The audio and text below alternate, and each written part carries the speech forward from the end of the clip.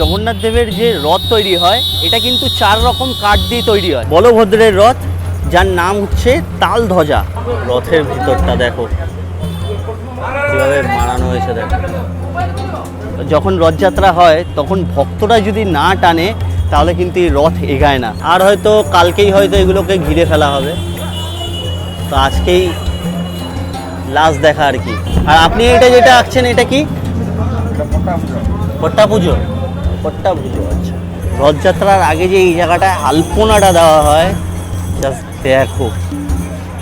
এই যে এই দাদা দেখতে পাচ্ছি আর্টের কাজ করছে। চারু হাস্যম জননী জননী জননী বন্দে উৎকল জননী। আর অনেকের মনে এই প্রশ্নটা থাকে যে প্রতি বছর কি নতুন করে রথ তৈরি হয়?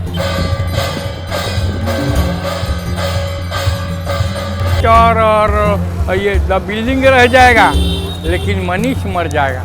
जगन्नाथ का देश बहुत बड़ा, बहुत अच्छा है। সময় পুরীতে আসা is not everyone's cup of T. Even কি আমায়ও এবার প্রভু টানেননি, সেই জন্য হয়তো রথের দিন আমি আসতে পারলাম না। তাও প্রভু যে রথের আগে আমায় টেনেছে, এবং রথ ছুঁয়ে প্রণাম করা থেকে যারা যারা পুরীতে রথযাত্রায় কোনো না কোনো কারণে আসতে পারে না, তাদেরকে যে আমি আমার এই ভিডিওর মাধ্যমে এই রথযাত্রার শেষ প্রস্তুতি দেখাতে পারছি, এটাতেই আমি নিজেকে অনেক ভাগ্যবান মনে করি। হয়তো এটাই মহাপ্রভুর ইচ্ছা ছিল। শুভ সকাল সবাইকে। আর হাতে গোনা মাত্র কয়েকটা দিন, কয়েকটা ঘন্টা, তারপরেই কিন্তু পুরীর সেই ঐতিহাসিক রথযাত্রার সূচনা। তো ইতিমধ্যে আমি এখন আছি হচ্ছে জগন্নাথ মন্দিরের প্রিমিসেসের ভিতরে। তোমরা দেখতেই পাচ্ছ মন্দির এখনও বন্ধ, কারণ স্নানযাত্রার পরে 15 দিন মন্দির বন্ধ থাকে। এটা মানা হয় যে স্নানযাত্রার পরে জগন্নাথ মহাপ্রভুর জ্বর হয়, তো সেই জন্য 15 দিন মন্দির বন্ধ থাকে। একেবারে রথযাত্রার দিন জগন্নাথ মহাপ্রভু পাড়ি দেয় মাসির বাড়ির উদ্দেশ্যে। তো চলো আজকের এই ভিডিওতে তোমাদেরকে এই রথযাত্রার আর কিছু ঘন্টার আগের শেষ মুহূর্তের শেষ প্রস্তুতি পর্ব এই ভিডিওর মাধ্যমে তোমাদের সাথে শেয়ার করব। তোমরা কারা কারা রথের দিন পুরীতে আসছো আমাকে অবশ্যই কমেন্টসে জানিও। এই হচ্ছে একটা মন্দির, দেখো এটা কি মন্দির আমার ঠিক জানা নেই, কিন্তু উপরে উড়িয়া ভাষায় লেখা আছে, তোমরাও দর্শন করে নাও। এটা হচ্ছে শ্রী কাকু দিখাই টেম্পল। যাই হোক, এই হচ্ছে মহাপ্রভুর মন্দির।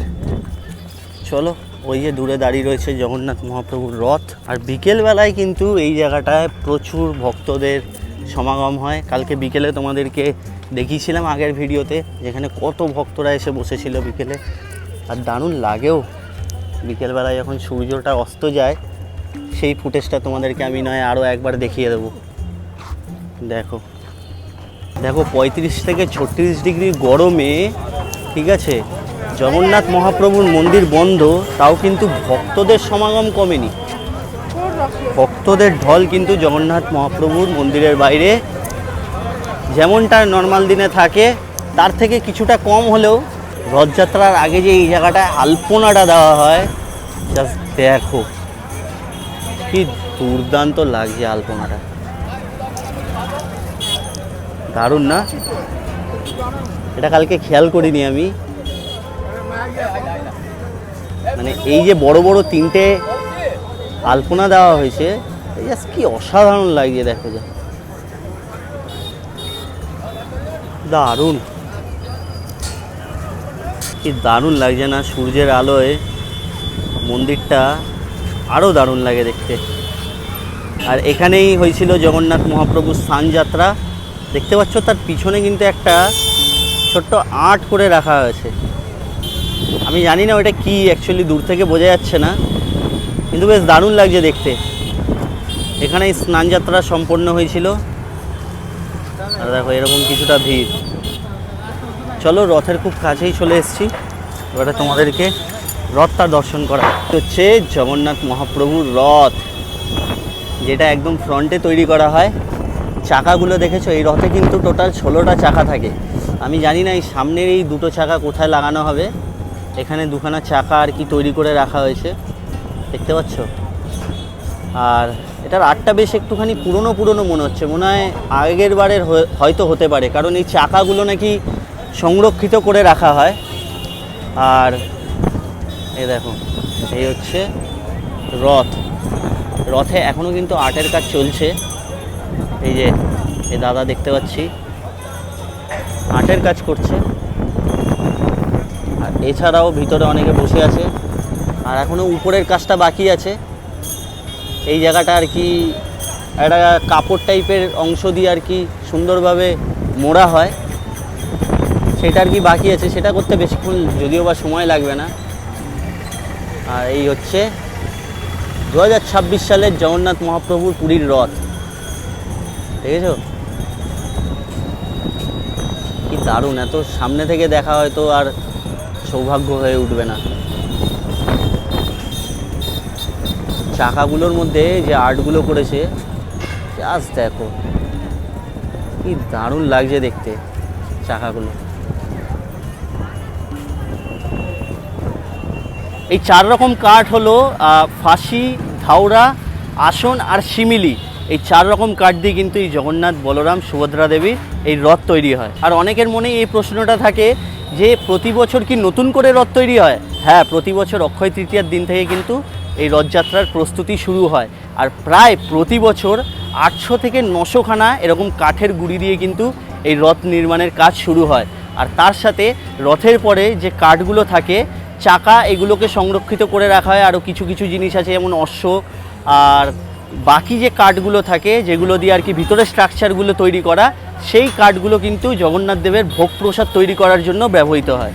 जय Jagannath. My name is Akhil Mohan Das and a संगीत कलाकार district award and state award. আচ্ছা বাবা, what do you want to say about the Rath Yatra 2026? Rath Yatra is a evergreen life of Lord. The man future is dead.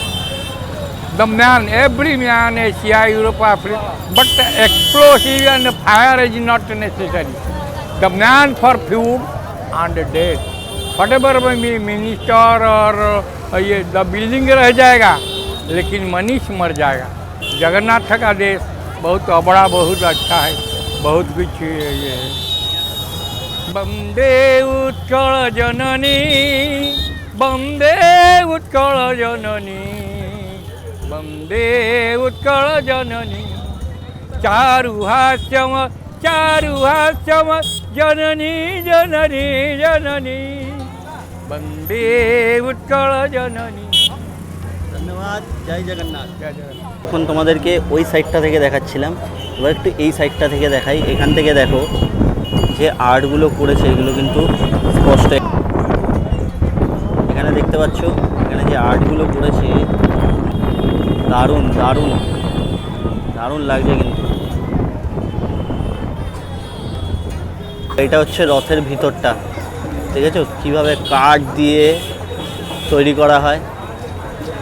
প্রভুর আশীর্বাদ না থাকলে কি এরকমভাবে এরকম একটা রথ তৈরি করা সম্ভব বলো? কাঠ দিয়ে, তাও আবার দেখো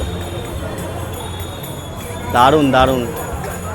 আর হয়তো কালকেই হয়তো এগুলোকে ঘিরে ফেলা হবে, তো আজকেই লাস্ট দেখা আর কি ভিতরের অংশগুলো।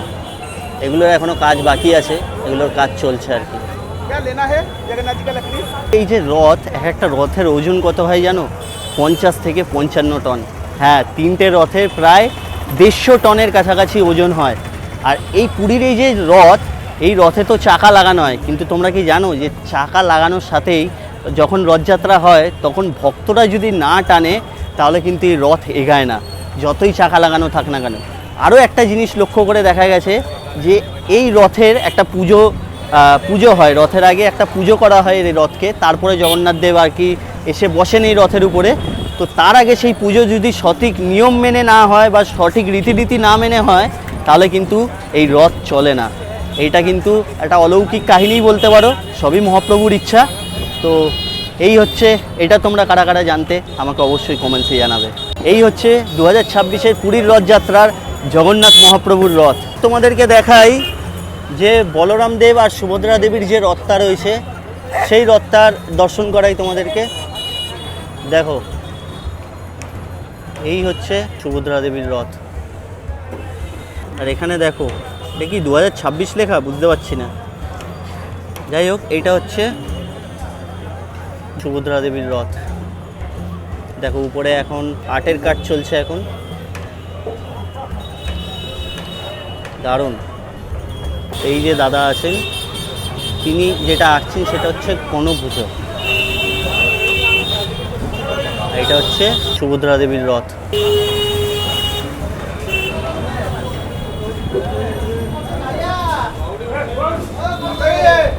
আর আপনি এটা যেটা আঁকছেন এটা কি? পট্টা পুজো। পট্টা পুজো, আচ্ছা। ওকে,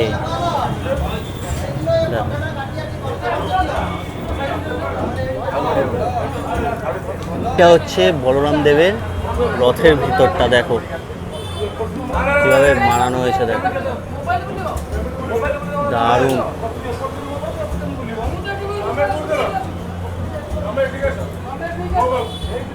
যাক, রথ ছুঁয়ে দেখলাম, তোমাদেরকেও ছুঁয়ে দেখালাম। নাও, আমি চাই এই রথের মাধ্যমে আমি যা পুণ্যি করব, যারা যারা ভিডিওটা দেখছো সবার যেন ভগবান মঙ্গল করুক, সবাই যাতে ভালো থাকে, সুস্থ থাকে, এটাই কামনা করি।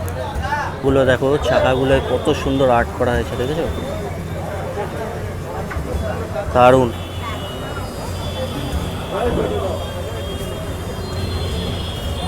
দেখাই তোমাদেরকে পুরো রথের দিকটা প্রদক্ষিণ করে দেখাই তোমাদের। হ্যাঁ,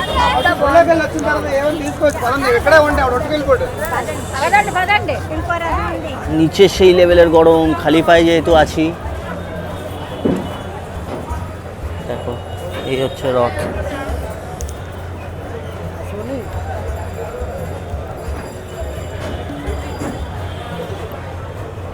জগন্নাথ দেবের যে রথ তৈরি হয় এটা কিন্তু 4 রকম কাঠ দিয়ে তৈরি হয়। এই 4 রকম কাঠ হলো ফাঁসি, ধাওড়া, আসন আর শিমিলি। এই 4 রকম কাঠ দিয়ে কিন্তু এই জগন্নাথ, বলরাম, সুভদ্রা দেবী এই রথ তৈরি হয়। বলরাম দেবের রথ, আকাশটাও দারুণ লাগছে আর তার সাথে রথটাও কি অসাধারণ লাগছে। দেখো, দুর্দান্ত। সবাই কিন্তু এক একটা পোর্শনের দায়িত্বে আছে আর কি। আচ্ছা, ভগবান জগন্নাথ দেবের এই যে রথটা, এই রথের তো একটা নাম হয়, তো এই রথের নাম কি বলো তো? এই রথের নাম হচ্ছে নন্দী ঘোষ। আর এর উচ্চতা কিন্তু প্রায় 45 ফুটের কাছাকাছি হয়। আর এই যে কালার তোমরা দেখতে পাচ্ছ, জগন্নাথ দেবের যে রথ, সেটা চিনবে কি করে? জগন্নাথ দেবের রথের যে কালার হয়, রং হয়, সেটা হচ্ছে হলুদ আর লাল।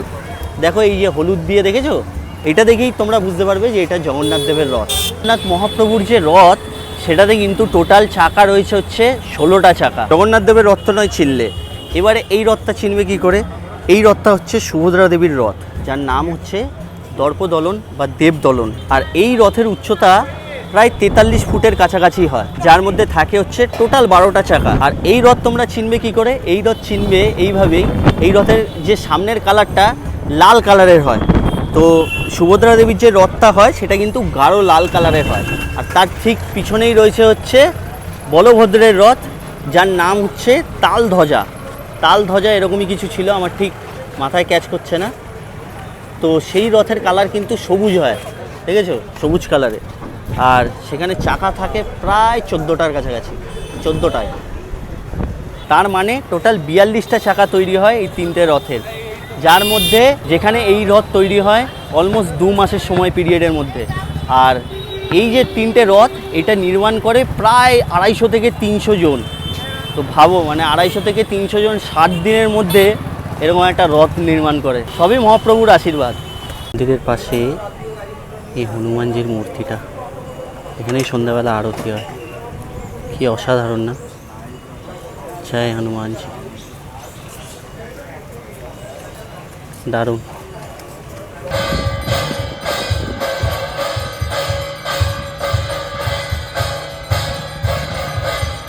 আরতি হচ্ছে।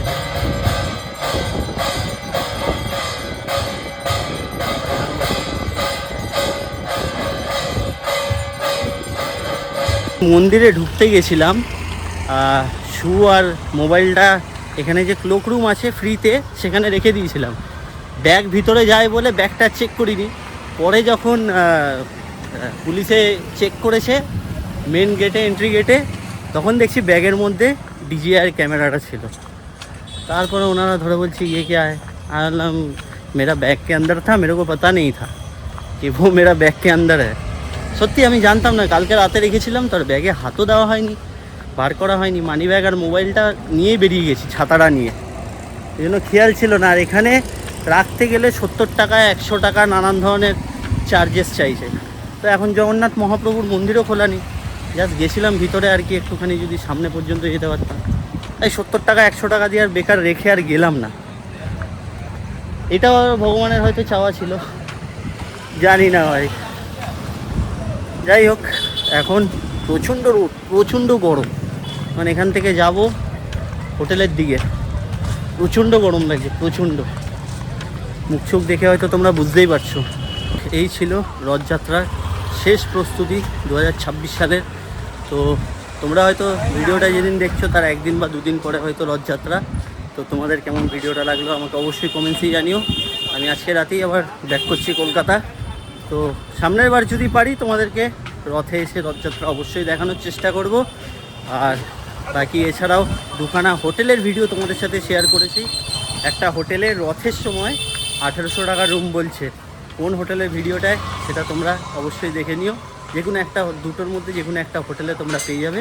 সেটা কিন্তু পুরীর এইখানে খুবই কাছে। তো অবশ্যই সেসব হোটেলে কথাবার্তা বলে রেখো। বাকি দেখা হচ্ছে তোমাদের সাথে পরবর্তী কোনো এক ভিডিও নিয়ে। ততক্ষণের জন্য টাটা, গুড বাই। প্রচণ্ড রোদ।